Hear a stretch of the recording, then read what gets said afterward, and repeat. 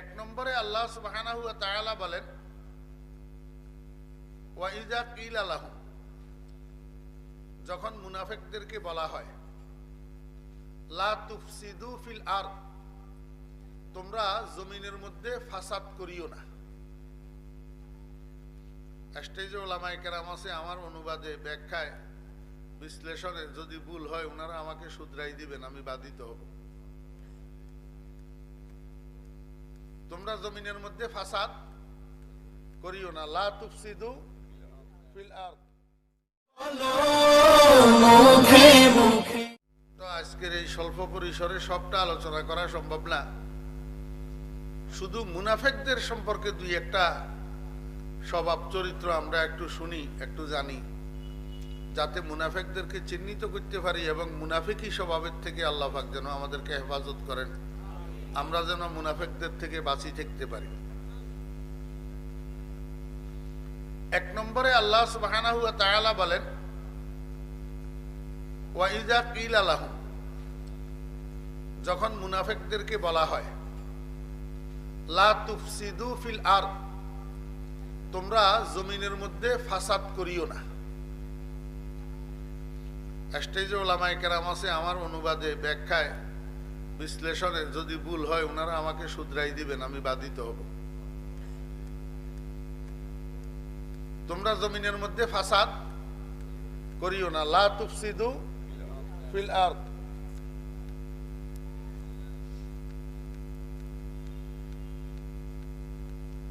ওই গাড়ি এডি এডি স্টেজের লগে মোবাইলে কথা কর, আর কেউ যদি হুইকিয়ার বুঝেন, মৌলবী এগুলো লাই হাঁটতো না, কিছু করতো।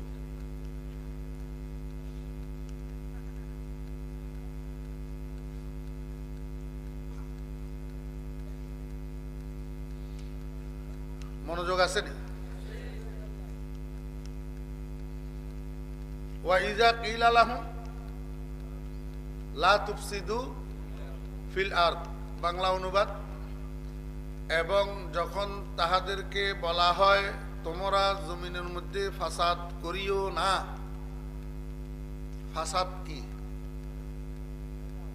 ঝগড়া, আরেকজনে কয় বেজাল।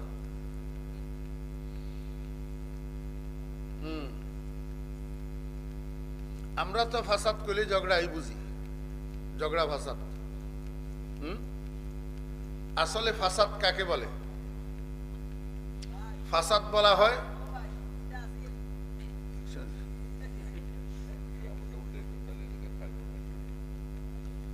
কাপড় এখন দিয়ে আরেক বেজাল করছে।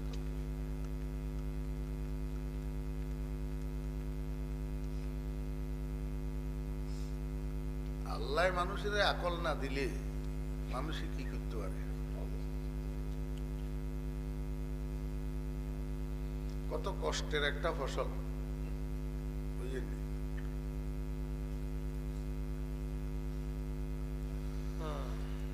ফাসাদ বলা হয় এমন কথা এমন কাজ, এমন কথা এমন কাজ, যেই কথা যেই কাজের দ্বারায় অন্য কোনো মানুষ আর্থিক, মানসিক, শারীরিক ভাবে ক্ষতিগ্রস্ত হয়, এটারে কয় ফাসাদ।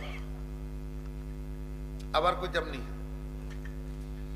এমন কথা এমন কাজ, যেই কথা যেই কাজের দ্বারা অন্য কোনো মানুষ আর্থিকভাবে ক্ষতিগ্রস্ত হয়, মানসিকভাবে ক্ষতিগ্রস্ত হয়, শারীরিকভাবে ক্ষতিগ্রস্ত হয়, এমন কাজের ফাসাদ কয়। আমাদের বাংলা ভাষায় যে শব্দটা ব্যবহার হয় সেটা হইল সন্ত্রাস। সেটা হইল কি? সন্ত্রাস। সন্ত্রাস অনেক প্রকার আছে, তার মধ্যে এক প্রকারের সন্ত্রাস হইল কথার সন্ত্রাস। কিসের? কথার সন্ত্রাস। বুঝি থাকলে বলেন তো, কথার সন্ত্রাসের দ্বারা মানুষ শরীরে আঘাত পায়, না মানুষের অর্থ নষ্ট হয়, না মনে আঘাত পায়? মনে আঘাত পায়। এটা মানুষকে মানসিকভাবে ক্ষতিগ্রস্ত করে, এই জন্য কথার সন্ত্রাস, এটাও ফাসাদ। এটাও কি? ফাসাদ। আল্লাহু আকবার। আরেকটা সন্ত্রাস আছে অর্থের সন্ত্রাস। অর্থের সন্ত্রাস, টাকা পয়সার সন্ত্রাস। আরেকটা সন্ত্রাস আছে অস্ত্রের সন্ত্রাস। আরেকটা সন্ত্রাস আছে কলমের সন্ত্রাস। কিসের? কলমের। ঘটনা ঘটলো একটা, লিখে দিলাম আরেকটা। অন্যায় করলো একজনে, আমার লিখনি দ্বারা আমি অপরাধী বানাই দিলাম আরেকজনকে। বুঝি থাকলে বলেন তো এটা সন্ত্রাস কিনা? বর্তমানে আমাদের দেশে এই সন্ত্রাসটা আছে কিনা? কলমের সন্ত্রাস এটা এমন জঘন্য সন্ত্রাস যে এটা দিনকে রাত বানাই দিতে পারে, রাতকে দিন বানাই দিতে পারে, তিলের তাল বানাই দিতে পারে। কলমের সন্ত্রাস। মুখের সন্ত্রাস যেটা, এটাও কম না। মুখের সন্ত্রাস দেখতে হলে আপনারা এক জায়গায় যাইতে হবে যেখানে দুইজন দুই পক্ষের হইয়া জেরা করে।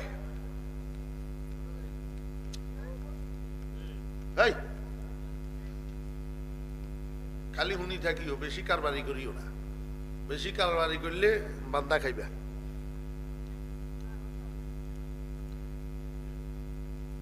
দুইজন দুই পক্ষের হইয়া কি করে? জেরা করে।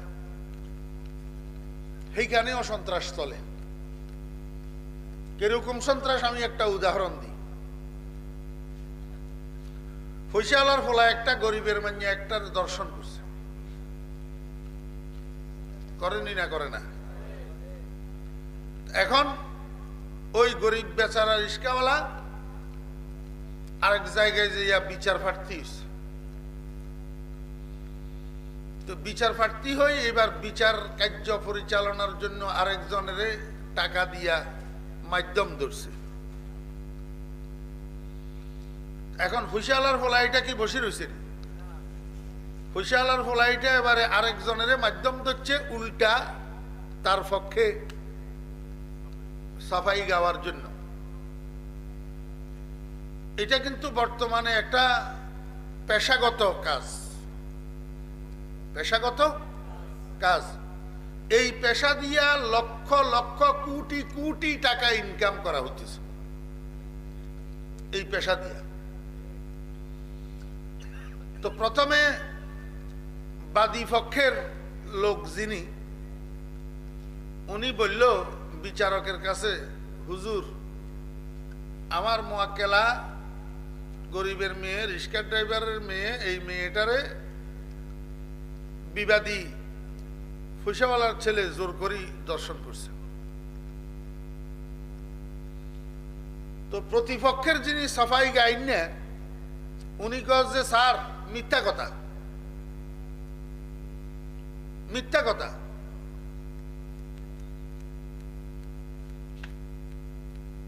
জোর করে কিছু করা হয় নাই, আপসে কাজ হয়েছে, আপসে কাজ হয়েছে। তাহলে এবার দুইজনের দাবি দুই রকমই গেল না? একজনে কয় যে জোর করে দর্শন করছে, আরেকজনে কয় যে আপসে কাজ হয়েছে। তো প্রতিপক্ষের উকিলে তার মোয়াক্কেল ওই হইসালার ফোলা এটারে আগে শিখাই দিয়ে রেখছে। কয় তোরে বিচারকে যা জিজ্ঞাসা করবো তুই একেবারে কোনো কথাই কবি না, খামুশ, মুখের ভিতরে তালা মারি রাখবি। কত তালা মারি রাখলে কয় এর পরে যা করার আমি করব। এখন বিচারকে হেরে জিজ্ঞাসা করার, এই বাদীর জবানবন্দি কি ঠিক? তুমি কি জোর করে দর্শন করছো? এটা ঠিক নেই। কথা কয় না, মাতে না। আরে বাপ, এই ফরদান উঠে দিয়েছিলাম ইয়েন খোলা থাকবে লাই, কেউ নখাড়াই বেলাই, তোরা এটি আই কি লেখা হইলি?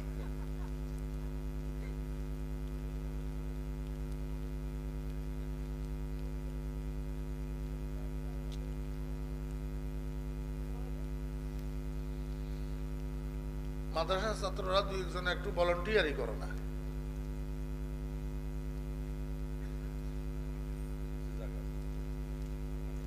মনোযোগ আছেন? বিচারকে জিজ্ঞাসা করে যে তুই জোর করে দর্শন করছতি, মাতে না। একবার, দুইবার, তিনবার, যত জিজ্ঞায় এত তো মাতে না। তো এবারে উনার সফাই গাইন না, উনি কয় যে স্যার কেমনে মাতবো, কেমনে কথা কইব, আমার মোয়াক্কেলে তো কানেই শুনতেছে না, আপনি কি জিজ্ঞাসা করতেন, এর তো কানের পর্দা ফাড়াই লাইছে এই মহিলাই চিল্লাই। এমন চিল্লানি চিল্লাইছে, চিল্লাই কানের পর্দা ফাড়াই লাইছে, অন্ত হাতে কিচ্ছু শোনে না, বড়া হয়ে গেছে। মাইয়া ইয়ে টুকুর করে উড়ি কয় যে মিশা কথা, আমি চিল্লাই নিব। আসলে চিল্লাইনেও যে তোমাশা, ইচ্ছা চিল্লানি তো চিল্লাইনেও যে হাতের কানের পর্দা হারিয়ে দেব। এবারে ও মিয়া কয় যে স্যার এবার বুঝেন, কোন চিল্লা চিল্লি কিচ্ছু হয় না, আপসে কাজ হয়েছে, আপসে কাজ হয়েছে। এইরকম সন্ত্রাস, এই মুখের সন্ত্রাস, প্রকৃত একজন নির্যাতিত মজলুম, এই মজলুম শেষ পর্যন্ত অপরাধী সাব্যস্ত হইয়া যাইতেছে, আর প্রকৃত অপরাধী যারা তারা বেকসুর হইয়া যাইতেছে। এটা হলো মুখের সন্ত্রাস। আর দিনের রাত বানাইয়া ফেলতেছে কলম দিয়া। ঘটনার সাথে, লেখার সাথে, বাস্তবতার সাথে কোনো সম্পর্ক নাই। এটা হলো কলমের সন্ত্রাস। এই সন্ত্রাসটা বর্তমান বিশ্বে ইসলামের বিরুদ্ধে বেশি চলে। কলমের সন্ত্রাস, কলমের সন্ত্রাস বিশেষ করে আলেম ওলামাদের বিরুদ্ধে বেশি চলে, মাদ্রাসার বিরুদ্ধে বেশি চলে। আর আমরা হাবা গোবা মুসলমান কতগুনা আছি মফিজ মার্কা, যেটা পাই যেটা পড়ি সেটাই বিশ্বাস করি। আর এখন তো ফেসবুক বাইরে হয়েছে একটা মিছা কথার কারখানা। ফেসবুকের শতকরা 80% খবরের সাথে বাস্তবতার কোনো মিল নেই।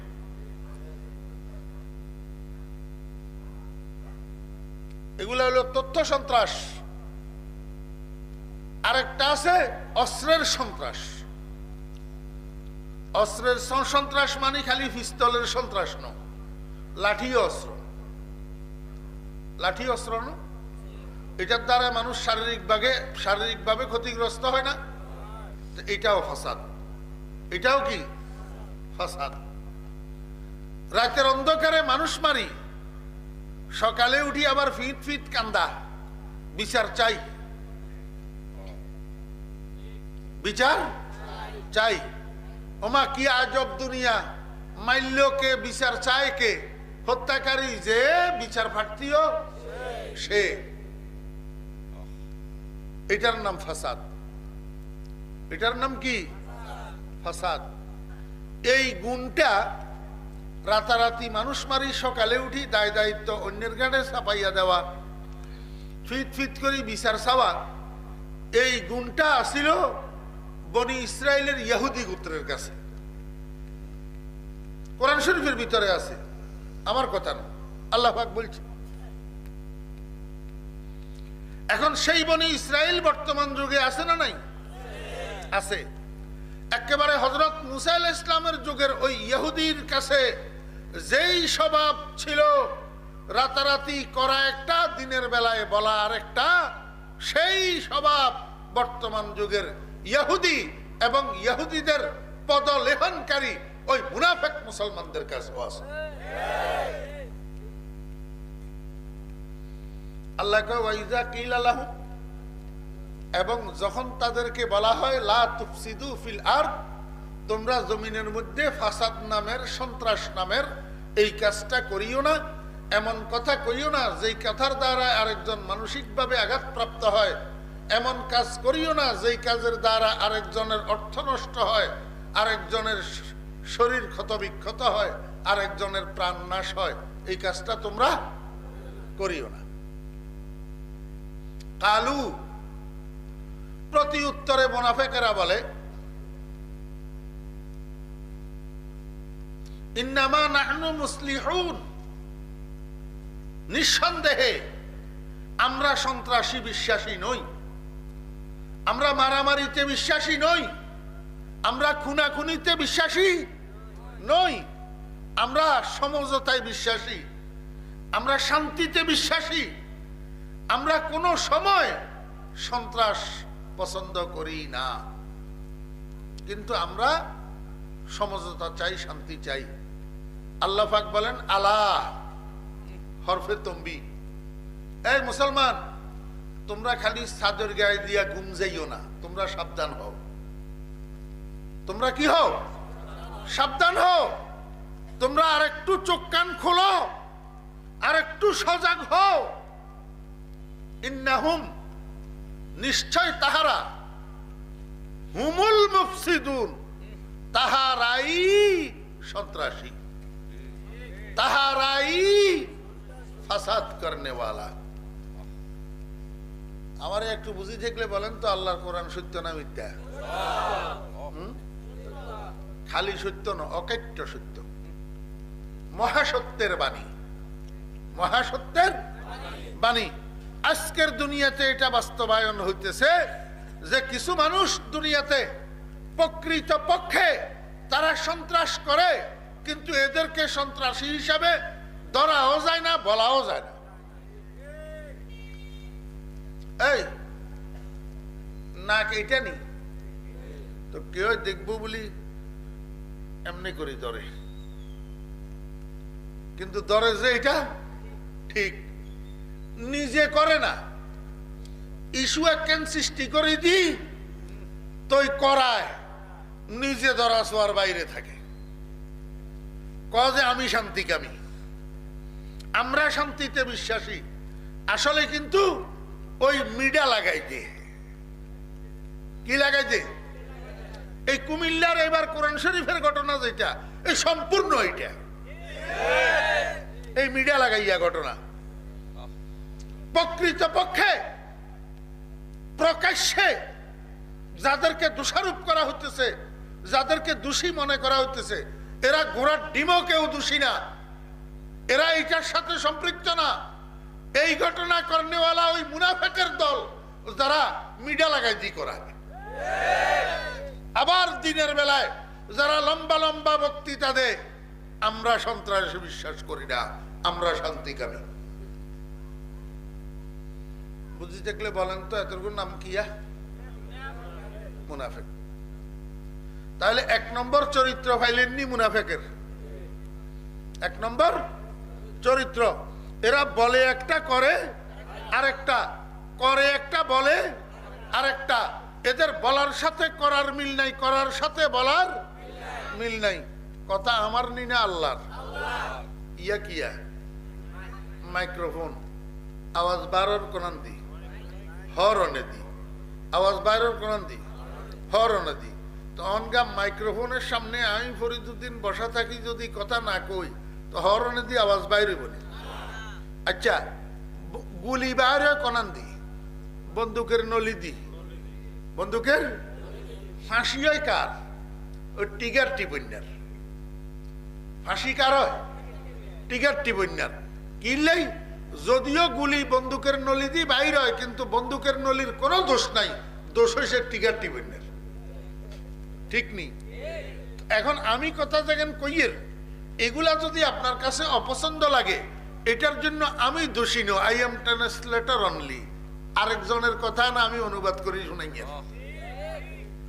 জি, আপনার যদি ক্ষমতা থাকে আপনি উনার কথা ফিরান না, ফিরান না। আপনি কার আসমানের তলে বসবাস করবেন, কার জমিনের উপরে দিয়ে হাঁটবেন, কার বানান্যা পানি খাইবেন, কার বানান্যা আলো ব্যবহার করবেন, কার বানান্যা চাঁদের আলো ব্যবহার করবেন, কার বানান্যা সূর্যের আলো ব্যবহার করবেন, করেন না। লা মালজা ওয়ালা মানজা ইল্লা ইলাইহি। আশ্রয় লইবেন যে সেই জায়গাও নাই আল্লাহ পাকের আশ্রয় ছাড়া। বাগিয়া পলায়ন করবেন যে, লুকাইবেন যে, সেই জায়গাও নাই আল্লাহ পাকের মালিকানা ছাড়া।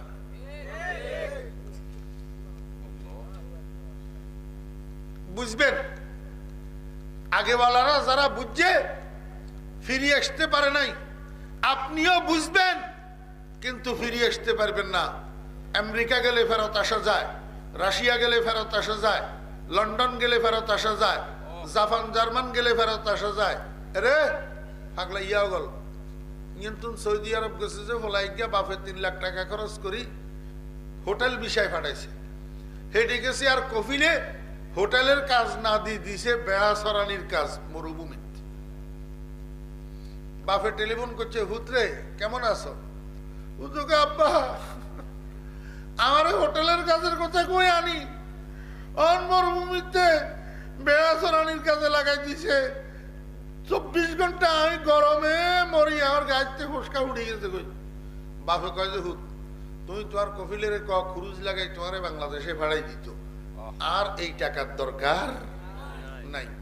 তো কফিলের কই পোলায় খুরুজ লাগাই 3 মাসের মাথার বাড়ি চলিয়ে আইছে 3 লাখ টাকা গসা, 3 লাখ টাকার গসা। অন টেলিফোনে কথা বলার সুযোগ সুবিধা আছে বিদায় বাপেরে জানাইতে হচ্ছে যে আব্বা আমি অসুবিধাত আছি, আব্বা আমি কি আছি, অসুবিধাত আছি। ও ভাই, কবর এমন এক জায়গা যেখানে একবার গেলে ফেরত আসা যায় না, জানি আল্লাহু আকবার। কবর এমন এক জায়গা সেখানে সুখে আছে না দুঃখে আছে ভূতের কাছে আর বাপের কাছে টেলিফোনে জানানো যায় না। এই জন্য সেখানে যাওয়ার আগে নিজেরে শুধরাইতে হয়, নিজেরে কি হয়, শুধরাইতে হয়। কারণ যাওয়ার পরে সুবিধা অসুবিধা যেটাই হোক জানানোর সুযোগ নাই। আপনার আগেওয়ালারাও গেছে, আপনিও যাবেন, আমিও যাব, যাওয়ার জন্য তৈরি থাকেন। এটা থাকার জায়গা। মুখদা কো হ্যায় দেখানা একদিন, মুখদা কো হ্যায় দেখানা একদিন, কবর মে হোগা ঠিকানা একদিন, रूहे रग रग से निकाली जाएगी, तुझ पे एक दिन खाक डाली जाएगी, तू बराए बंदगी है याद रख, बाहर सरफ गंदगी है याद रख, वरना फिर शर्मिंदगी है याद रख, चंदे रोजा जिंदगी है याद रख। किशोर बहादुरी करो मिया।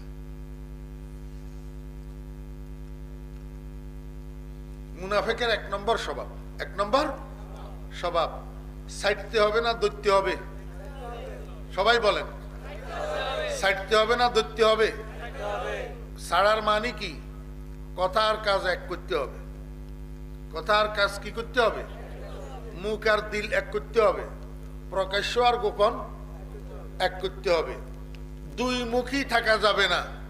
রহমান भी राजी रहे, शैतान भी नाराज ना हो, ऐसा नहीं हो सकेगा। আল্লাহকেও খুশি করলাম, শয়তানেরও বেজার করলাম না, এমন হইতে পারবে? রাসূল আকরাম সাল্লাল্লাহু আলাইহি ওয়াসাল্লাম ইরশাদ করেছেন, মনোযোগ আছে নি? আমি বললাম না, আমি নিজের থেকে কিছু বলতেছি না, আল্লাহ আল্লাহ রাসূলের কথা আপনাদেরকে শুনাইতেছি। জি, দোষ হইলে উনাদের, আমার কি দোষ? قال النبي صلى الله عليه وسلم مثل المنافق كالشاة العائرة بين الغنمين تعير إلى هذا مرة وإلى هذا مرة أو كما قال النبي عليه الصلاة والسلام। এরিও আমরা দেশে ছাগলের ডাক ধরাইতো নি, ছাগলের ডাক ধরাইতো নি। কি দি ডাক ধরায়? ফাঁড়া দি। কি দি? ফাঁড়া দি। তো কোন কোন সময় ওই যারা এই ব্যবসা করে ফাঁড়া রাখে, ডাক ধরাই হুইসা লয়। ডাক ধরাই কি লয়? হুইসা লয়। তো ফাঁড়া দুগা দুই কিনারে বান্ধি রাখে, দুগা দুই কিনারে বান্ধি রাখে। তো সাগি জিয়ারে ডাক ধরাইব, হিয়ারে মাঝখানে ছাড়ি দে। তো হিয়া একবার এই হাঁড়ার কাছে যায়, একবার ওই হাঁড়ার কাছে যায়। কতক্ষণ হাঁড়া ইয়া ভালো লাগে, কতক্ষণ ইয়া ভালো লাগে। রাসূলুল্লাহ সাল্লাল্লাহু আলাইহি ওয়াসাল্লাম কয় যে মুনাফিক এই ডাক ধরাইয়া স্ত্রীলিঙ্গ ছাগলের মতো, ছাগির মতো, কতক্ষণ হেতে রহমান ভালো লাগে, কতক্ষণ শয়তান ভালো লাগে, কতক্ষণ মসজিদ ভালো লাগে, কতক্ষণ মন্দির ভালো লাগে। قال النبي صلى الله عليه وسلم مثل المنافق كالشاة العائرة بين الغنمين تعير إلى هذا مرة وإلى هذا مرة। কোন বাপের বেটা যদি থাকে, যদি হাদিস ন কইতো আর এটা নবীর বাণী ন, 50,000 টাকা পুরস্কার। তৌফিক আছে আমার তো দেওয়ার। রাসূল আকরাম সাল্লাল্লাহু আলাইহি ওয়াসাল্লামের বাণী। এই মুনাফিকের স্বভাব মুসলমান বর্জন করতে হবে। মুসলমানের কাছে মুনাফিকের স্বভাব থাকতে পারে না। কারণ কি? কারণ জাহান্নাম কয়টা? 60টা। জাহান্নাম কয়টা? 60টা। একেবারে সর্বনিম্ন জাহান্নাম যেটা জব্বুল হুজন কয়, এটার নাম কি? জব্বুল হুজন। বাকি 6টা জাহান্নামে দৈনিক 70,000 বার এই জব্বুল হুজনের থেকে আল্লাহর কাছে ফানা চায়। জাহান্নামে, জাহান্নাম বাকি 6টায় আল্লাহর কাছে ফানা চায়, আল্লাহ এই জব্বুল হুজনের তাপ যেন আমাদের গায়ে না লাগে। এবারে কি কঠিন আগুন এখানে আল্লাহ পাক ব্যবস্থা করে রেখেছে। এই জব্বুল হুজন সব জাহান্নামের তলায়, এটার মধ্যে আল্লাহ পাক জায়গা দিবে মুনাফিকদেরকে। ইন্নাল মুনাফিকিনা ফিদ দারকিল আসফালি মিনান নার। কঠিন শাস্তি এদের জন্য। এই জন্য মুসলমান জাহান্নামের থেকে যদি বাঁচার ইচ্ছা থাকে, এই নেফাকের থেকে, মুনাফিকের থেকে বাঁচতে হবে। কাজ এবং কথাকে একরকম করতে হবে।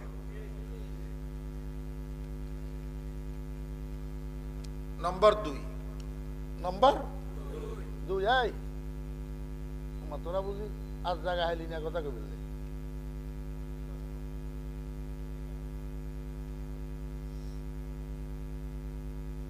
নম্বর 2 এবং যখন বলা হয় তাদেরকে, কি বলা হয়?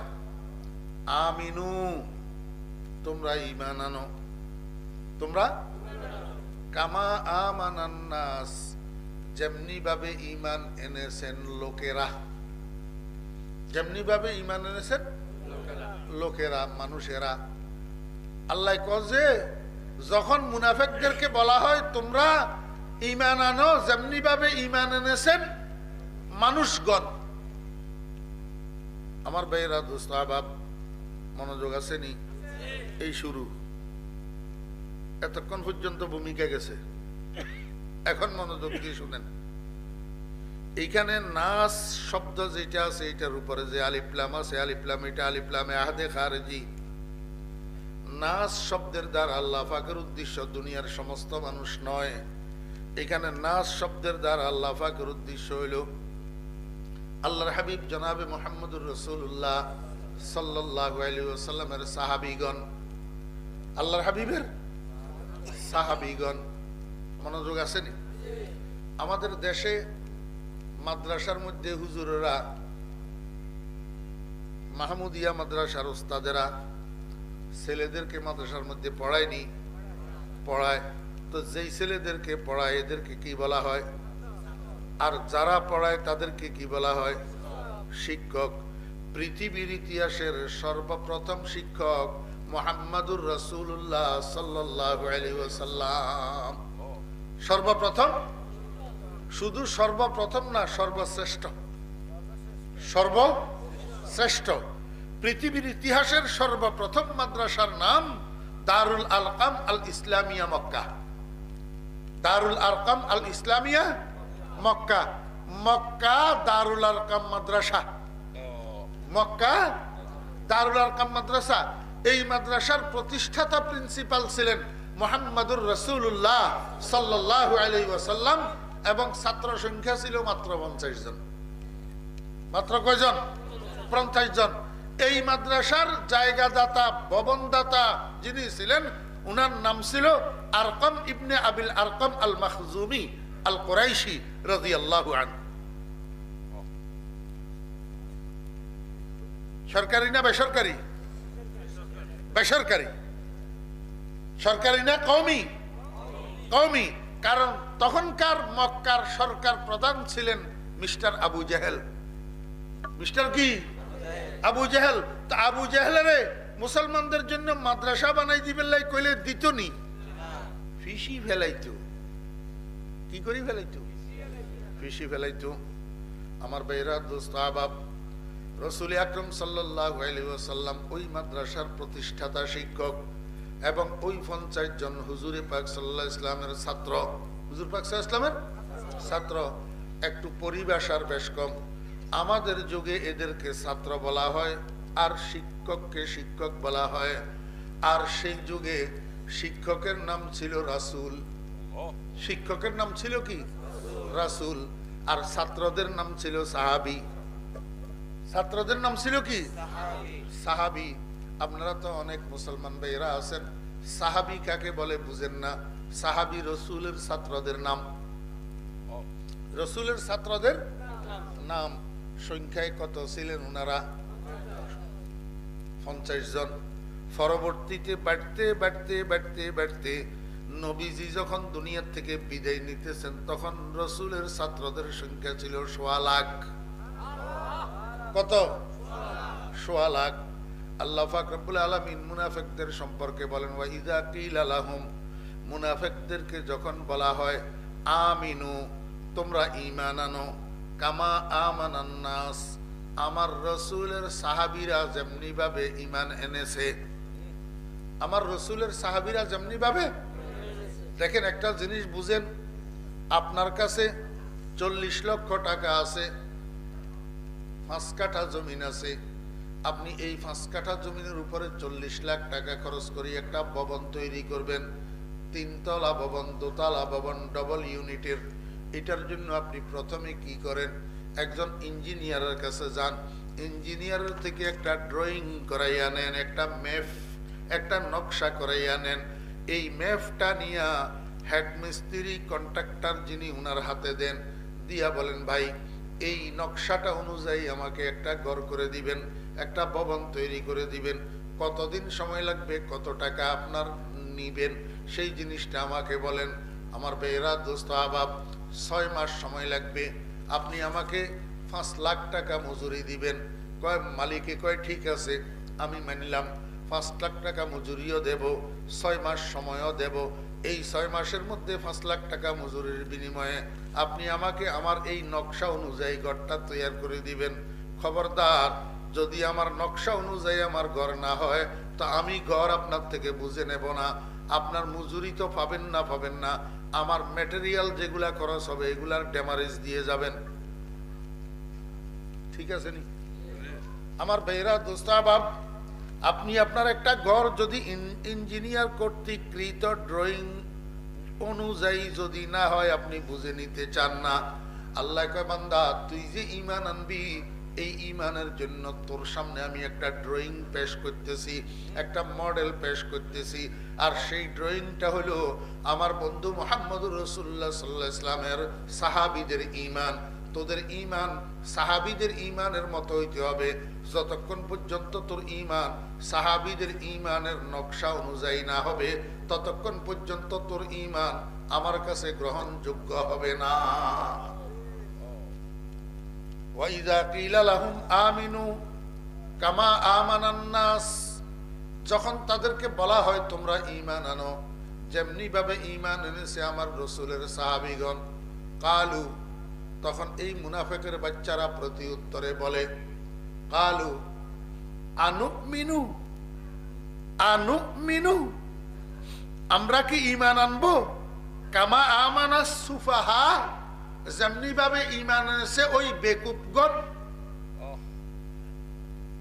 যেমনি ভাবে ঈমান এনেছে ওই বেকুবগণ। দোস্ত, এই বেকুবগণ কইয়া মুনাফিকেরা কাদেরকে বুঝাইল? জোরে বলেন না। সাহাবীদেরকে। কাদেরকে বুঝাইল? সাহাবীদেরকে।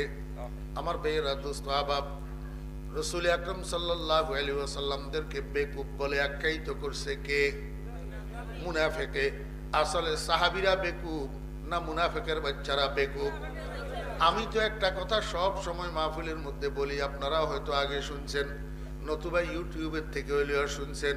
সারা দুনিয়ার মধ্যে যত পাগলের বাচ্চা আছে, সব পাগলে নিজেকে পাগল মনে করে না, সুস্থ মনে করে। সুস্থ মানুষগুলাকে পাগল মনে করে। ওই যত বেকুবের বাচ্চা আছে, নিজেকে বেকুব মনে করে না, জ্ঞানী মানুষগুলারে বেকুব মনে করে। হ্যাঁ, আল্লাহু আকবার। বিশ্বাস না হইলে, কথা আমি লম্বা করতে চাইতেছি না, না হইলে উদাহরণ দিয়ে বুঝাইতাম।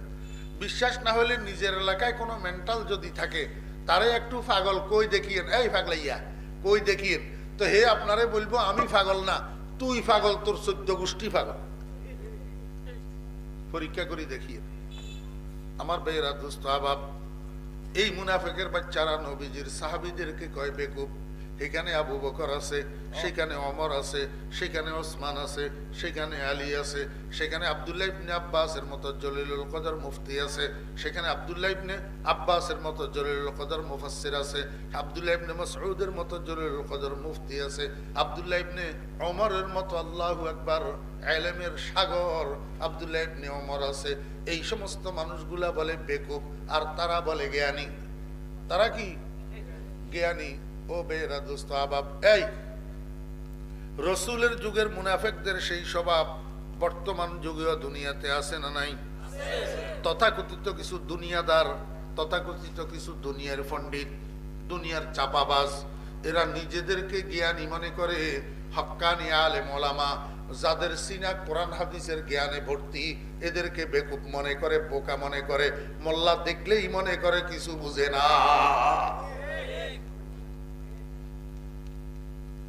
50 বছর তারা ক্লাস করাইতে পারবে, এমন আলেম দেখলেও মনে করে কিছু বুঝে না, বোকা। কারণ কি? কারণ এর কাছে 2-1টা সার্টিফিকেট আছে, না হলে ফাসাদ তলে মোটা একটা গদি আছে। হ্যাঁ, আমার ভাইরা, দোস্ত আহবাব, দূরে কোন জায়গা থেকে মাহফিল থেকে আসলাম নাইট কোচে, ফজরের সময় নামলাম ফেনী, ফজরের নামাজ পড়ে যাইলাম সিএনজি স্টেশনে, সিএনজি একটার মধ্যে উঠি বসলাম, আরেকজন যাত্রী আছে আমার পাশে, ফলা সিএনজি চালাইতেছে, মনে হয় যেন হেলিকপ্টার চালার। আমার কাছে ভয় লাগছে। সিএনজি ড্রাইভার কতগুলা সব জায়গায় আছে, এরকম উড়াদুরা চালায়, উর্মাদের মতো, হেলিকপ্টারের মতো চালায়। আমি কইলাম, নরম করি কইলাম, বাবারে একটু আস্তে চালা, ভয় লাগে। ফলে আরো জোরে চালায়, কইলাম কা। পরে ফেনীর ফরদি রানীরহাট একটা বাজার আছে, এই রানীরহাট বাজারের রাস্তার পাশে সিএনজি আগের থেকে আরেকটা দাঁড়াই রয়েছে। এই ফলায় যাইয়া হিটার পিছন দিয়ে খাড়াইবো, এই কথার খেয়ালে পিছন দিয়ে গেছে, ব্রেক করছে যে হেভি স্পিড, তো ভালো করে ব্রেক লাগি সারে নাই, ব্রেক হয় নাই। ব্রেক করতে তো 5-10 জায়গা লাগে, এতে লই যাই সিএনজি এর পিছন দিয়ে ঠুস করে লাগাই দিছে। ভাগ্য ভালো, আসতে লাগছে, জোরে লাগে না। আমি কইলাম যে বাপরে, তোরে তো কইলাম একটু আস্তে চালা, অন যদি আরেক কেনা জোরে লাগতো, তোর কি অবস্থা হইতো, আমরা কি অবস্থা হইতো, গাড়ির কি অবস্থা হইতো। ফলায় আমারে কয়, হুজুর পেট পেট করিয়েন না, আপনারা এগুলা কি বুঝেন, জুত করি বসে থাকেন। আমারে কয় তো ভাগ্য ভালো, আমি আর বলা লাগে নাই। ও ফাঁসে যে লোক প্যাসেঞ্জার আসিল ছাগল নাইয়ার, হে আমারে আগের থেকে চিনতো, হে কয় ওডা এক কই লাতিয়ে উপরে তোর নিচে ফেলে দিল। তুই হুজুরের চিনস কি? হুজুর যখন থেকে এলটিভি ড্রাইভার লাইসেন্স করছে, লাইট ট্রান্সপোর্ট সার্ভিসের, সেই সময় তোর জন্ম তো হয় না। আপনারা আমার গাড়ি নিজে চালাই আই সুমনি দুর্গাপুর এসে আশেপাশে ওয়াজ করতে আপনারা দেখেন, অনও চালাই না নিজের গাড়ি নিজে। এখন হোলায় কয়, হুজুর ব্যাট ব্যাট করিয়েন না, আপনারা এগুলা কি বুঝেন, জুত করি বই থাকেন। তার মানে মোল্লা দেখছে, আমরা দেখলেই মনে করে আমরা কিছু বুঝি টুঝি না। আমার ভাইরা, দোস্ত আহবাব, এটা নতুন রোগ ন, এটা কি নতুন রোগ নয়, পুরান রোগ। ওই এক মাদ্রাসার ছাত্র আরেক মাদ্রাসার ছাত্রর বাপে জাগির রেখছিল উপরের ক্লাসের হলাইকে মেশকা থড়ে আর ইজ্ঞা হড়ে মিজান, তো মিজানের হলাইয়ারে হড়াই বেললাই, তো উপরের ক্লাসের হলাইকারে হাটাদারি মাদ্রাসার জাগির রেখছে। জাগির রেখছে যে হলাইয়া হুজুর ইয়া কেনা ফিডে বেশি, তো হলাই যাই বাপের কাছে কান্দি কান্দি কয়, আব্বা এই হুজুর চট্টগ্রামের বাসা, এটা আমরা বুঝতেন না, কথা না কইেন না। কয় যে আব্বা হুজুর এটারে বিদায় করে দেন, এটা বেশি ফিডে।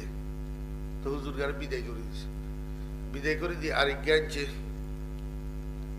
আরিজ্ঞা আনছে।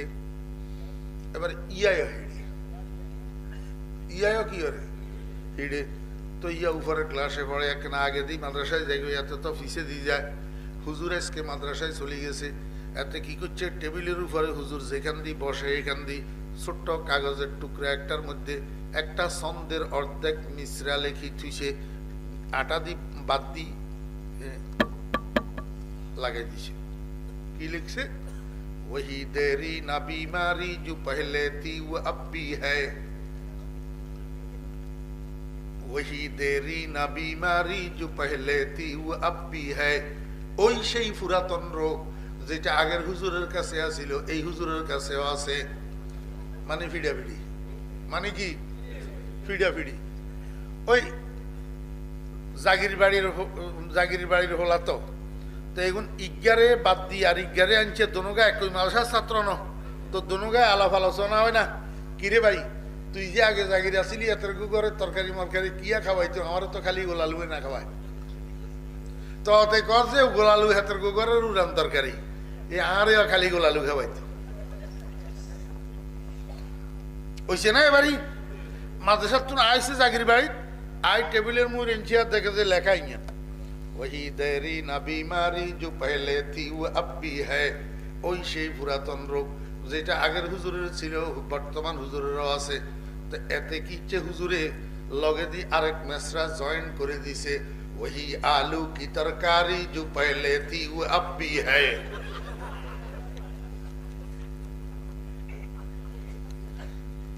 রোগ কেন পুরাতনটা থাকবে না, তরকারি তো পুরাতনটা বহাল আছে। আগের হুজুরের তোরা খালি গোলালু খাওয়াইতি, আমারেও খালি গোলালু খাওয়াস, তরকারি যখন পুরাতনটা আছে ফিড়া ফিড়িও পুরাতনটা থাকবো। वही देरी ना बीमारी जो पहले थी वो अब भी है, वही आलू की तरकारी जो पहले थी वो अब भी है। আমার বেরাত দুস্থ হাবাব, রসুলের যুগের মুনাফেকেরা সাহাবায়ে কেরামকে বেকুব মনে করত, বোকা মনে করত, অথর্ব মনে করত। আর সেই পুরাতন রোগ বর্তমান যুগের বেঈমানদের কাছে, মুনাফেকের ওই বংশধরদের কাছে বর্তমান যুগে আছে। হক্কানি ওলামায়ে কেরাম বিজ্ঞ আলেমদেরকে বোকার অথর্ব মনে করে।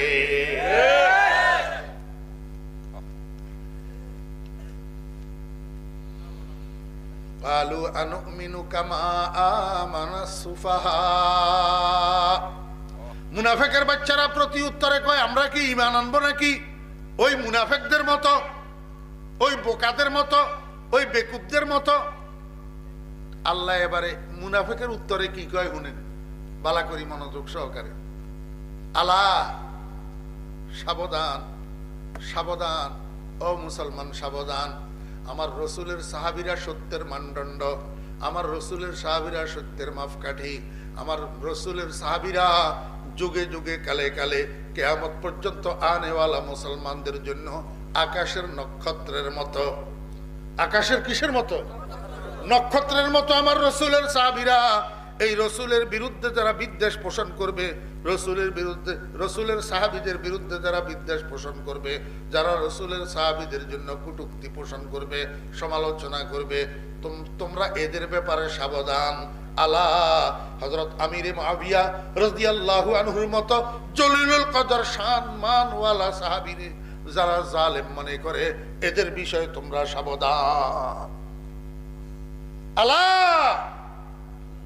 আমার বেইরা দুস্তাবাব, এই শিয়ার বাচ্চারা ইসলামের এবং মুসলমানদের প্রকৃত ইতিহাসকে বিকৃত করি হযরতে সাহাবায়ে কেরামের বিরুদ্ধে মুসলমানদেরকে আস্থাহীন করে তোলার জন্য এই প্রয়াস চালাইছে। সেই প্রয়াস বর্তমান দুনিয়াতেও চলমান আছে। তথাকথিত এই ইরানের শিয়ারা এখনো পর্যন্ত হযরত আবু বকর সিদ্দিক রাদিয়াল্লাহু আনহুকে মা বোনের গালি পর্যন্ত দে, ওমর ফারুক রাদিয়াল্লাহু আনহুকে দে, ওসমান রাদিয়াল্লাহু আনহুরে দে, হযরত আম্মা আয়েশা সিদ্দিকা রাদিয়াল্লাহু আনহারে কয় ফতিতা। এই জন্য আল্লাহ কয় সাবধান। আল্লাহ কয় কি? এই জন্য হুজুরে পাক সাল্লাল্লাহু আলাইহি ওয়াসাল্লাম বলছেন, ইযা রাআইতুমুল্লাযীনা ইয়াসুব্বুনা সাহাবী ফাকুলু লানাতুল্লাহি আলা শাররিকুম। ও আমার উম্মতেরা, ও আমার উম্মতেরা, যখন তোমরা দেখবা দুনিয়ার মানুষ আমার সাহাবীদেরকে গালমন্দ করবে, আমার সাহাবীদেরকে গালিগালাজ করবে, আমার কলিজার টুকরা কাতেবে ওয়াহী আমির মুআবিয়া রাদিয়াল্লাহু আনহুকে আল্লাহু আকবার জালেম হিসাবে আখ্যায়িত করবে, মনে করিও এরা কোরআন বিদ্বেষী, এরা কোরআনের দুশমন। কোরআনের কিল্লাই আল্লাহ কয় বালা তুই কস খারাপ, আল্লাহ কয় আদেল তুই কস জালেম। হ্যাঁ, আলা ইন্নাহা তাযকিরা ফামান শাআ যাকারা ফি সুহুফিম মুকাররামা মারফুআতিন মুতাহহারা বিআইদি সাফারাতিন কিরামিন বারারা। কোরআন শরীফের আয়াত নি, কোরআন শরীফের আয়াত নি। আমার ভাইরা দোস্ত আহবাব, আল্লাহ পাক রব্বুল আলামিন কয় এই কোরআন শরীফ কাদের হাতে লিখিত? কাদের হাতে লিখিত? বিআইদি সাফারাতিন কিরামিন বারারা। এমন কতগুলা মানুষের হস্তে পবিত্র হাতে লিখা, যেই মানুষগুলা নেককার, যেই মানুষগুলা সম্মানী। আল্লাহ কয় সম্মানী, আল্লাহ কয় নেককার। কোরআন শরীফের মধ্যে ইস্তেসনা আসেনি? মুফতি নুরুল আফসার সাহেবরে জিজ্ঞাসা করেন, এখানে কোনো ইস্তেসনা আছে? ১৬ লক্ষ সাহাবীর কোনো নাম ইস্তেসনা নাই। সমস্ত কাতেবে ওহী, যারা কাতেবে ওহী ছিলেন, কোরআন শরীফের লেখক ছিলেন, রাইটার ছিলেন, এদের নামের থেকে কাউকে ইস্তেসনা করা হয় নাই। আল্লাহ কয় সমস্ত ওহী লেখকগুলা মুকাররম, বারারা, সম্মানী, নেককার। আমার ভাইরা দোস্ত আহবাব, আর এই শিয়ার গোষ্ঠী হযরত আমিরে মুআবিয়া রাদিয়াল্লাহু আনহুরে কয় জালেম। আর শিয়ার কথায় পরিচিত হইয়া মুসলমান কতগুলা বেকুব হযরতে মুআবিয়া ইবনে আবি সুফিয়ানের মতো কাতিবে ওহীর সম্পর্কে ইতিহাসকে বিকৃত করি হযরত আমিরে মুআবিয়া রাদিয়াল্লাহু আনহুর জীবনের সমস্ত সুন্দর সুন্দর উজ্জ্বল উজ্জ্বল কর্মকাণ্ডগুলাকে ডাকনা দিয়া আমিরে মুআবিয়া রাদিয়াল্লাহু আনহু সম্পর্কে সমস্ত মুসলমানদের অন্তরে বিদ্বেষ ধরানোর চেষ্টা করতে আছে। আল্লাহর হাবিব কয়, ইযা রাআইতুমুল্লাযীনা ইয়াসুব্বুনা আসহাবী, তোমরা যখন ওই সমস্ত মানুষকে পাবে যারা আমার সাহাবীদেরকে গালি দেয়, সঙ্গে সঙ্গে প্রতিবাদ করো, কুলু লানাতুল্লাহি আলা শাররিকুম। লানাত আরেক হাদিসের মধ্যে আসছে, হুজুর পাক সাল্লাল্লাহু আলাইহি ওয়াসাল্লাম বলছেন, ইযা যাহারাতিল ফিতানু ওয়াল বিদআউ, যখন জমিনের মধ্যে ফিতনা প্রকাশ পাবে, বিদআত প্রকাশ পাবে, ওয়া সুব্বাত আসহাবী, আমার সাহাবীদেরকে মানুষ গালমন্দ করবে, ইতিহাস বিকৃত করি করি আমার সত্যবাদী সাহাবীদেরকে সত্যের মাপকাঠি থেকে হটাইয়া দিবে, তখন তোমরা আলেমেরা ফালইউযহিরিল আলিমু ইলমা, ফালইউযহিরিল আলিমু ইলমা, তোমরা যারা আলেম আছো, যাদের অন্তরে, যাদের সিনার মধ্যে আমার সাহাবীদের মানাকিব আছে, আমার সাহাবীদের ফাজাইল আছে, আমার সাহাবীদের ফাজাইল মানাকিব কিতাবের মধ্যে তোমরা যেগুলা পড়ছো, বুখারী শরীফের কিতাবুল মানাকিবের মধ্যে আল্লাহু আকবার, আমার সাহাবীদের সিয়াসিত্তার কিতাবুল মানাকিবের মধ্যে, অন্য অন্য কিতাবের মানাকিব ফাজাইলের মধ্যে যে সমস্ত আমার সাহাবীদের মানাকিব ফাজাইল তোমরা পড়ছো, এগুলা সর্বসাধারণ মুসলমানদের কাছে প্রকাশ করো, সর্বসাধারণ মুসলমানদেরকে জানাও। আমার সাহাবীদের ফজিলত সম্পর্কে, আমার সাহাবীদের মানাকিব সম্পর্কে যখন সর্বসাধারণ মুসলমানেরা জানবে, তখন আর আমার কলিজার টুকরা কাতেবে ওহী মুআবিয়া ইবনে আবি সুফিয়ানকে নিয়ে কোনো মানুষ গলত মন্তব্য করবে না। ফালইউযহিরিল আলিমু ইলমা, তখন আলেমদের জন্য উচিত তারা যেন তাদের ইলমকে প্রকাশ করে, তাদের ইলমকে জাহির করে, সর্বসাধারণের সামনে তাদের ইলমকে যেন বয়ান করে। আল্লাহর হাবিব বলেন, ওয়ামান লাম ইয়াফআল, যেই আলেম জানা থাকা সত্ত্বে আমার সাহাবীদের ফাজাইল মানাকিব বয়ান করবে না, ফাআলাইহি লানাতুল্লাহ, তার উপরে আল্লাহর লানত, ওয়াল মালাইকা ফেরেশতাদের লানত, ওয়ান নাসি আজমাইন এবং সাহাবী প্রেমিক যত মানুষ আছে সমস্ত মানুষের লানত তাদের উপরে।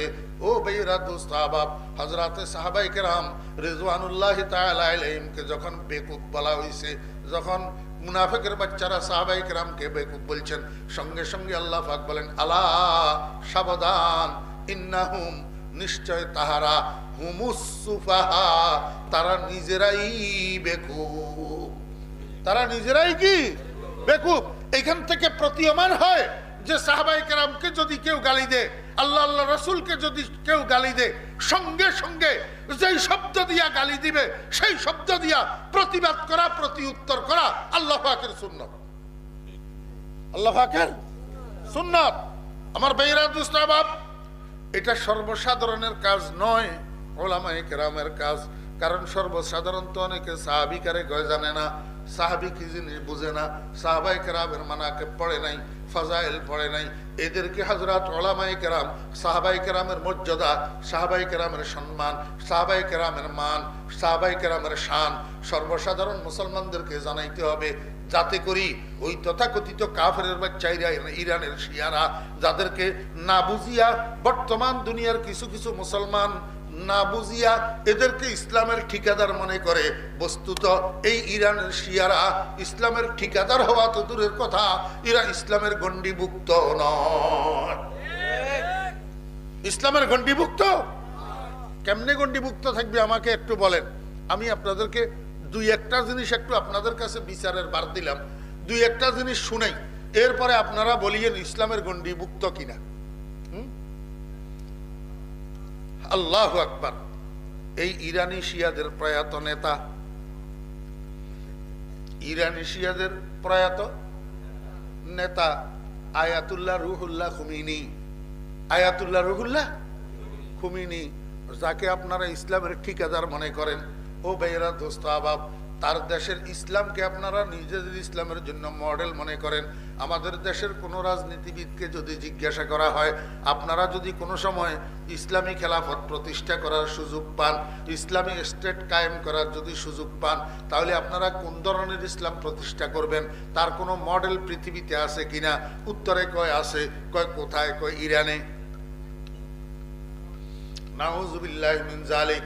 মুসলমানের ইসলামী স্টেটের মডেল ইরান কোনোদিন হইতে পারে না, কারণ ইরানে যে ইসলাম আছে এটা মদিনার ইসলাম নয়।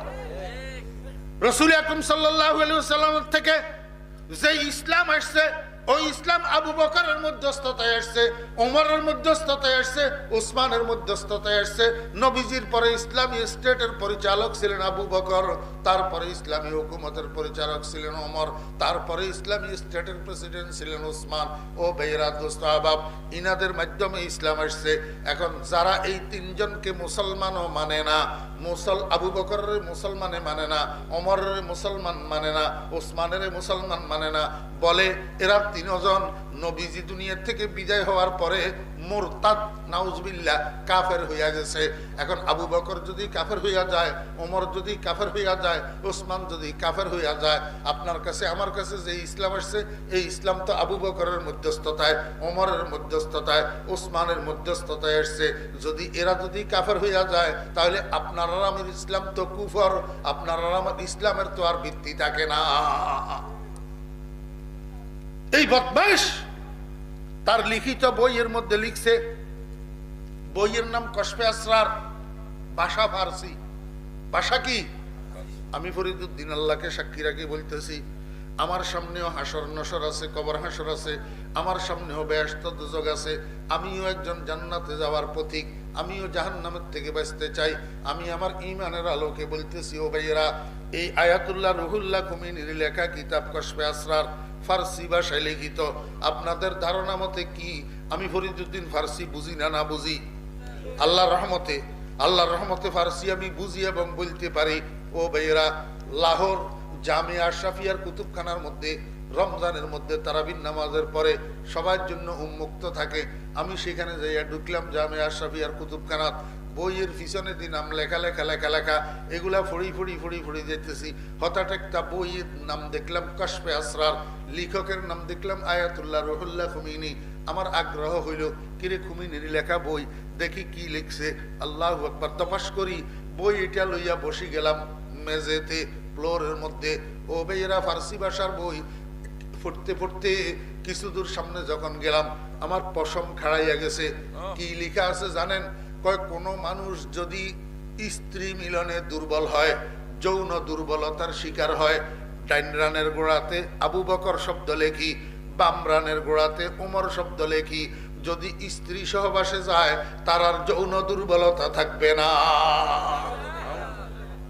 আমাকে একটু বুঝি থাকলে বলেন না, এই কথাটা তুমি নিজে লিখলো আবু বকর আর ওমরের সম্মান দেওয়ার জন্য লিখছে। কি বুঝাইতে চায় আপনারা বুঝছেন নি কিছু? কি বুঝাইতে চায়? বুঝাইতে চায় আবু বকর আর ওমর নাউজুবিল্লাহ নকলে কুফর, কুফর নওয়াসদ নাউজুবিল্লাহ, আবু বকর আর ওমর উগ্র যৌন আচরণকারী ছিলেন, এদের কাছে উগ্র যৌনতা ছিল। এই কারণে এদের নাম যদি কেউ ডাইন উরুর গোড়ায় আর বাম উরুর গোড়ায় বান্দি স্ত্রী সহবাসে যায়, এদের যৌনতার উগ্রতার কারণে এদের নামের আসরে তার কাছে আর যৌন দুর্বলতা থাকবে না। নাউযুবিল্লাহি মিন যালিক। আমাকে একটু বুঝি থাকলে বলেন, এমন গালি তো আবু বকর ওমরকে দুনিয়ার কোন ইহুদি খ্রিস্টানেও দেয় নাই। এই কথা আবু বকর ওমরের জন্য যেই লিখতে পারে সেই লোকটাকে আপনি ইমানদার মনে করবেন না কাফের। আমার ভাইরা দোস্ত বাপ, খুমিনি লিখছে তার কশফে আসরারের মধ্যে, যদি আমি কখনো মক্কা মদিনার উপরে ক্ষমতাশালী হইতে পারি, আমার প্রথম কাজ হবে রসুলে খোদার পাশে যে দুই ভূত শুইয়া রয়েছে এদেরকে সেখান থেকে উঠাইয়া লোহিত সাগরে নিক্ষেপ করা। এটা হবে আমার প্রথম কাজ। নাউজুবিল্লাহ, নাউজুবিল্লাহ। আল্লাহ আল্লাহ তুমি মাফ করো। রসুলে খোদার পাশে দুইজন শুইয়া রয়েছে যে ওনারা একজন আবু বকর আর একজন ওমর, এদেরকে বলে সেখান থেকে উঠাইয়া লোহিত সাগরে ফেলি দেওয়া। এইটা হবে খুমিনির প্রথম কাজ। আমি তো কই এখন খুমিনি আর জমিনে নাই, খুমিনি যেখানে পৌঁছার সেখানে পৌঁছে গেছে, কিন্তু আবু বকর আর ওমর এখনো মুহাম্মদুর রাসূলুল্লাহ সাল্লাল্লাহু আলাইহি ওয়াসাল্লামের সাহাবী, এই আলমে ফানির মধ্যেও ছিলেন, এখন আলমে বরজখেও আছেন না নাই? আলমে বরজখেও আছে, বেহেশতের মধ্যেও থাকবে। আবু বকর আর ওমর রাসূলের সাহাবী, কোরআনেও আছে আবু বকর রাসূলের সাহাবী। তুই খুমিনি তোর ঠিকানায় পৌঁছে গেছ। হ্যাঁ, রাসূলের সাহাবীকে, রাসূলের খলিফাদ্বয়কে রাসূলের ভাষার থেকে উঠাইয়া লোহিত সাগরে নিক্ষেপ করার কথা যে বলতে পারে সে ইমানদার থাকে না কাফের হয়? শুধু এতটুকু নয় আমার বেয়েরা দোস্ত আবাব, হযরতে আয়েশা সিদ্দিকা রাদিয়াল্লাহু আনহা শত সহস্র কোটি ইমানদারের মা, ইমানদারের মা। আমি আয়েশার মানাকিব যদি আপনাদেরকে বলি 2-4 ঘন্টা বললেও শেষ হবে না। আয়েশাকে, ও বেয়েরা দোস্ত আবাব, আমার মা আয়েশা, আপনার মাকে যত আপনার গর্ভধারিণী মা যত খারাপ হোক, আপনার সামনে আপনার মারে যদি কেউ বেশ্যা কয়, আপনার মারে যদি কেউ ফতিতা কয়, আপনি বরদাস্ত করতে পারবেন নি। অথচ কোটি কোটি ইমানদারের মা, কোটি কোটি ইমানদারের মা, যার লকব হইল সিদ্দিকা, যার স্বামী রসুল, যার বাবা আবু বকর সিদ্দিক।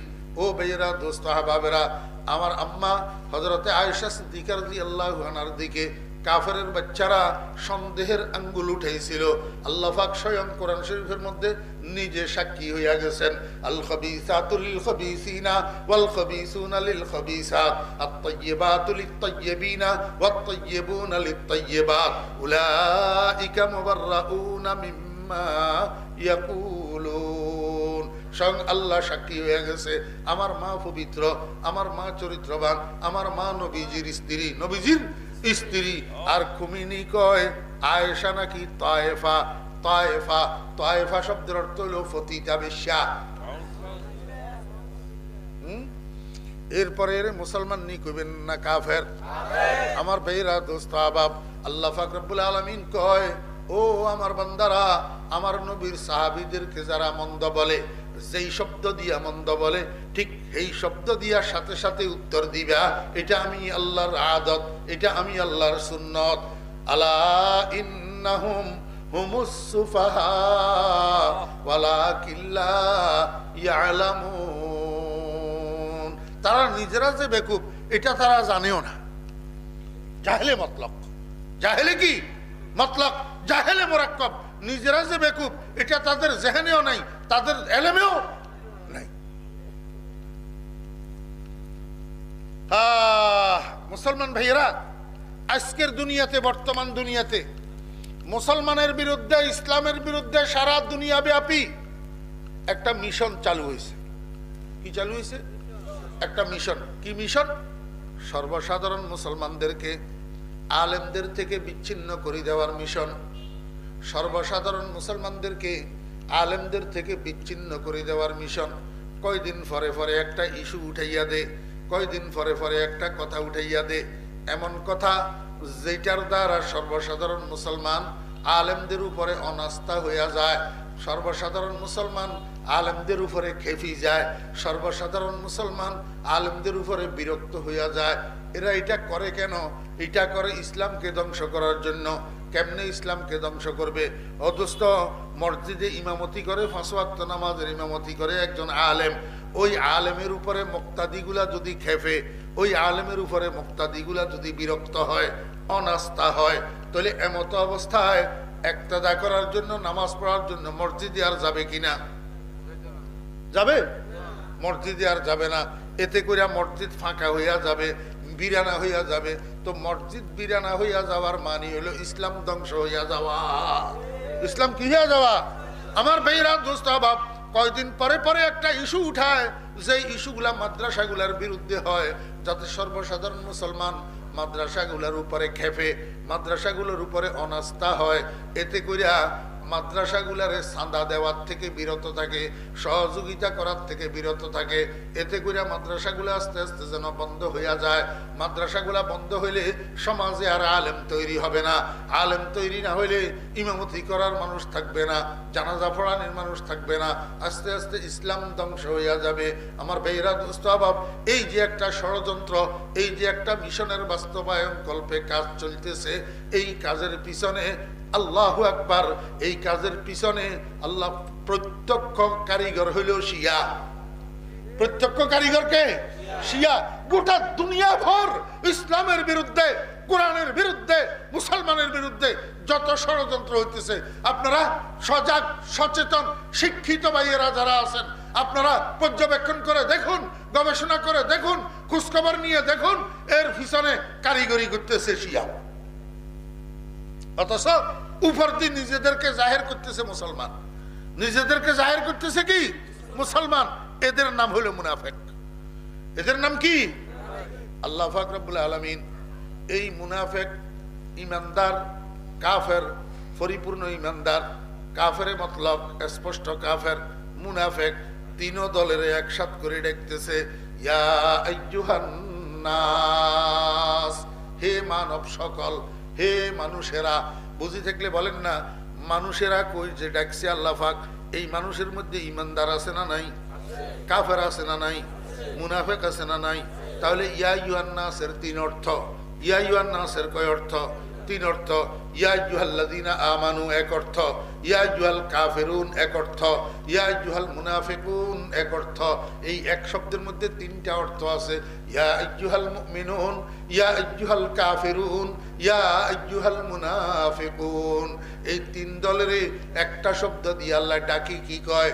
উবুদু রাব্বাকুম, উবুদু রাব্বাকুম। এই এক শব্দের 3টা অর্থ। যদি ইয়া আইয়ুহান নাসের থেকে ইয়া আইয়ুহাল মুমিনুন অর্থ হয়, তো উবুদু রাব্বাকুমের অর্থ কি? উবুদু রাব্বাকুমের অর্থ হলো ইমালু আমালান সালেহা। হে ঈমানদারগণ, তোমরা তোমাদের রবের ইবাদত করো, অর্থাৎ আমলে সালেহ করো। অর্থাৎ কি করো? আমলে সালেহ করো। আর ইয়া আইয়ুহান নাসের থেকে অর্থ যদি হয় ইয়া আইয়ুহাল কাফিরুন, তখন উবুদু রাব্বাকুমের অর্থ হবে আমিনু বিরাব্বিকুম। হে দুনিয়ার কাফের সম্প্রদায়, তোমরা আগে তোমাদের রবের উপরে ঈমান আনো। রবের উপরে কি করো? ঈমান আনো। আমার ভাইরা, দোস্ত আহবাব, আপনারা তাফসীরের কিতাব দেখেন, ইবাদত যখন কুফরের মোকাবেলায় ব্যবহার হয়, তখন ইবাদতের অর্থ ঈমানের অর্থ হয়। কিসের অর্থ হয়? ঈমানের অর্থ। আর যদি ইয়া আইয়ুহান নাস থেকে ইয়া আইয়ুহাল মুনাফিকুন অর্থ হয়, তখন উবুদু রাব্বাকুমের অর্থ হবে আই আখলিসু আলা ইবাদাতি রাব্বিকুম। হে দুনিয়ার মুনাফিকের বাচ্চারা, তোমরা তোমাদের রবের ইবাদতের মধ্যে খালেস হইয়া যাও, মুখলেস হইয়া যাও, বিশুদ্ধ হইয়া যাও, ফিউর হইয়া যাও। কতক্ষণ এরে খুশি করার চিন্তা করবি, কতক্ষণ ওরে খুশি করার চিন্তা করবি, কতক্ষণ খালেকেরে খুশি করার চিন্তা করবি, কতক্ষণ মাখলুকেরে খুশি করার চিন্তা করবি, কতক্ষণ আল্লাহু আকবার মুসলমানদেরকে খুশি করার চিন্তা করবি, আর কতক্ষণ অমুসলিমদেরকে খুশি করার চিন্তা করবি।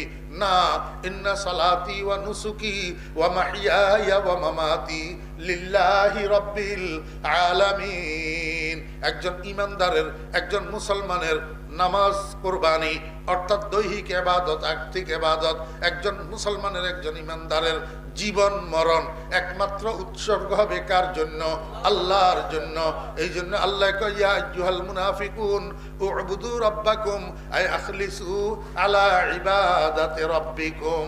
তোমার রবের ইবাদতের মধ্যে তুমি খালেস হইয়া যাও, ফিউর হইয়া যাও, ফিউর ভাবে খুলুসিয়তের সাথে রবকে খুশি করার জন্য ঈমান আনো, রবকে খুশি করার জন্য ইবাদত করো। দুনিয়ার কোনো মানুষকে খুশি করিও না। কেন? তোমার রবের উপরে ঈমান কেন আনবা? রবের জন্য ইবাদত কেন করিবা? রবের জন্য ইবাদতকে খালেস কেন বানাইবা?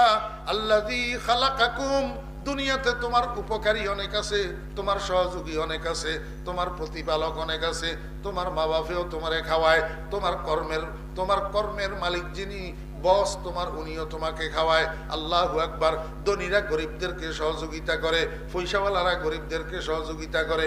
আল্লাহ কয় ঠিক আছে, প্রতিপালনার কাজে অনেকে তোমাকে অংশগ্রহণ করে, সহযোগিতা করে, উপকার করে, কিন্তু এদের কেউ তোমাকে বানাই নাই।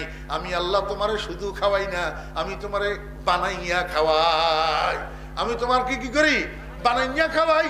আমি তোমার প্রোডাক্টার, আমি তোমার সূচনাকারী। আল্লাহু আকবার। আমি তোমার বানানেওয়ালা। আল্লাযী খালাকাকুম। আল্লাহ কয় বান্দা কেন বুঝাস না? আমি শুধু তোরে বানাইছি যে তা না, তোর বাপদাদার 14 গোষ্ঠীরও আমি বানাইছি। ওয়াল্লাযীনা মিন ক্বাবলিকুম। বান্দা আমার ইবাদত কেন করিবা?